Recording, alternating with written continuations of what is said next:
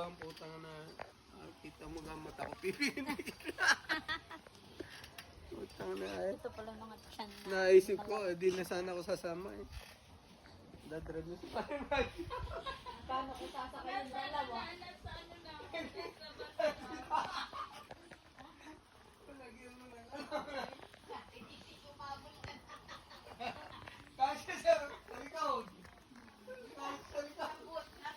Tapos. Surding na sa akin. Ay, maliit. So, hindi ka siya.